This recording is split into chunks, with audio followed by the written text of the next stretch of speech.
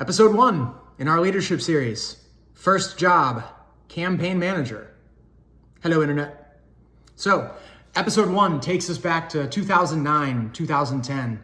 I'm 26, 27 years old at the time, finishing up graduate school, and like a lot of graduate students during the Great Recession, jobs are incredibly hard to come by. So, I'm shaking the tree limbs and sending my resume out wherever I can. Fast forward to the fall of 2009, and I've found my way onto a political campaign, helping them get started, helping them get launched, and never in my wildest dreams did I think that would be the first job I had out of grad school.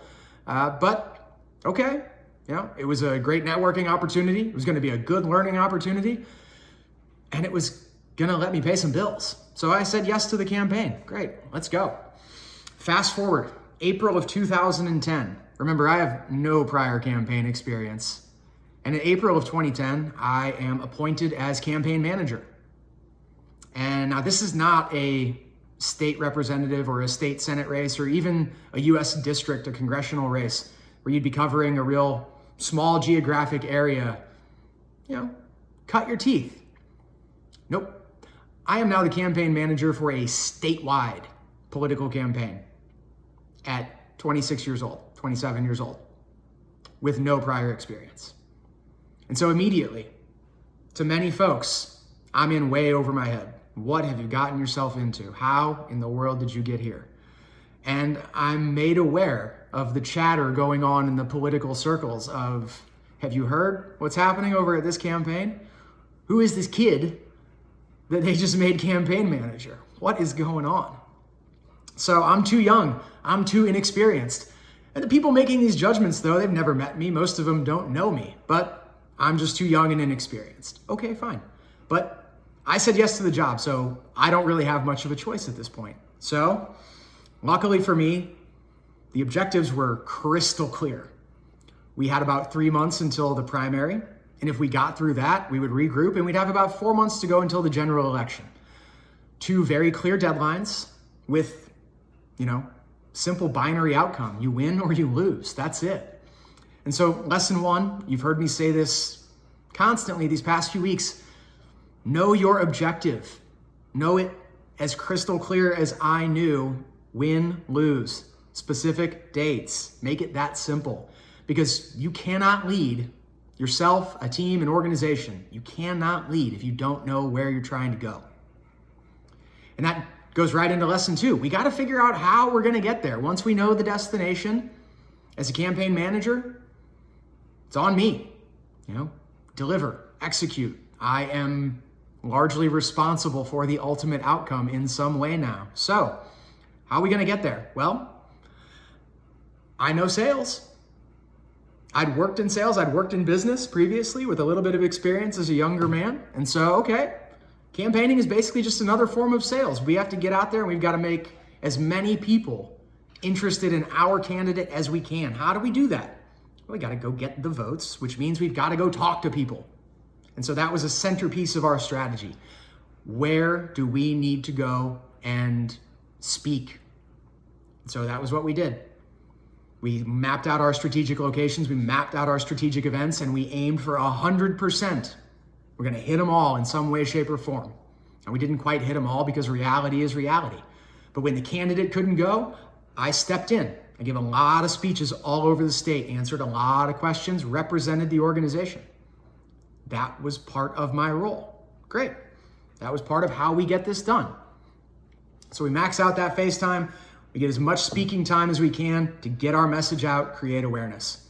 And then the second form of just bread and butter political marketing is your signs, your yard signs, your big roadside signs, billboards, whatever you want to do it. But your sign game is huge. And so I hammered a lot of T-posts. We'd be giving speeches and hitting events in other parts of the state. With our downtime, we're pounding signs. That's it. You got to roll up your sleeves sometimes and get the work done. So that sign team, though, one of the best teams I've ever had, ever, period. They worked the phones super hard. They worked absolutely as hard as they could for us. And they stuck to their scripts, but they were really authentic because they really believed in what they were trying to sell. They thought this was the right candidate, and so it came through over the phones. And it made that sign program just so simple. I barely had to touch it. Check in once a week, every other week. Where are we? What obstacles are in the way? How can I help remove those obstacles for you? That is it. That was the touch that it took, nothing more. So that's lesson 3. Have a great team that you can rely on. And this applies especially as a leader. Your job is to lead. Your job is not to get into the minutia of every day and get down and do other people's jobs for them. You create a good team and you rely on that team. So I didn't micromanage the sign team. Didn't have to. Would have been detrimental. I did micromanage some other areas of the campaign though, because they required the utmost degree of scrutiny and attention. And that was the schedule for the entire campaign, focused on the candidate, and then everyone else's responsibilities as the second and third order goals there. And then the budget. I was ultimately responsible, pretty much me, for a $3 million budget. And so I took that extremely seriously and watched that like a hawk. My responsibility. There you go. So we've discussed how prioritization is the foundation of organization in other videos.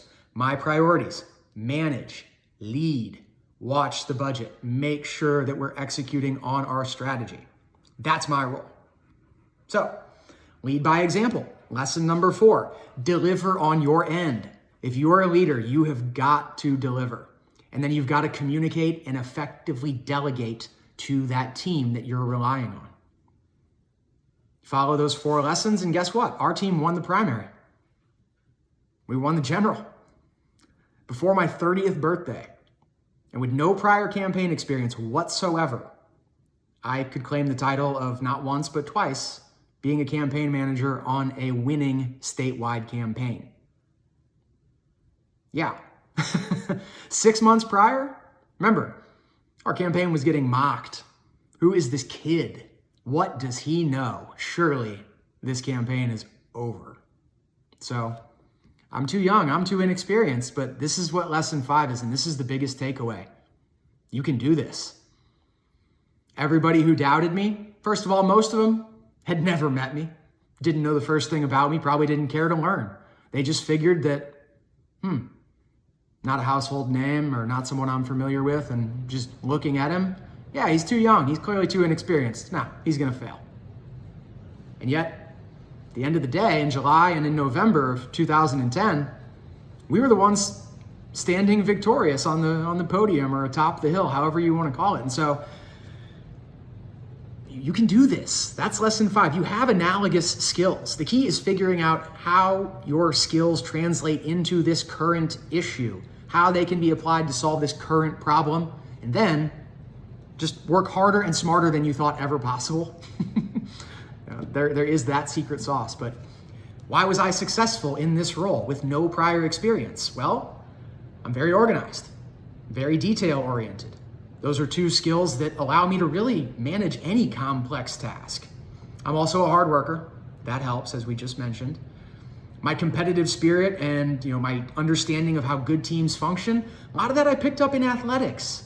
My research skills, my organizational skills, a lot of that was honed in the classroom, as well as internships and jobs. Similarly with other skills, sales, watching good managers, watching crappy managers that I had, learning from those experiences and then figuring out, how does this translate? So this combination of high detail orientation, high organizational skills, solution-oriented strategic thinking, these are invaluable assets to any endeavor, to any team. And that's why I was successful. Follow those lessons, leverage my own skills. And this is what you can do to be successful. And so that's the nuts and bolts of it for leadership. At the end of the day, effective leaders and effective teams, they find a way to deliver. Period. That's all that matters. You can be too young, you can be too inexperienced, but who cares if at the end of the day, you come out on top? So now, 2020, I see a lot of people, my peer group, people my age now, rising for the first time into these leadership roles, starting their own companies, getting involved with startups, moving to companies that are looking for these growth trajectories. It seemed to be evasive. And man, it's tough. It's easy to doubt yourself. And man, it's certainly easy to hear the doubt out there as well. But if I can do this with no experience, think of what you can do with the benefit of your years of experience, the wisdom you've gained, the network you've created. The tools are there. Like I said, the key is figuring out how to apply them to this particular situation. So, you can do this.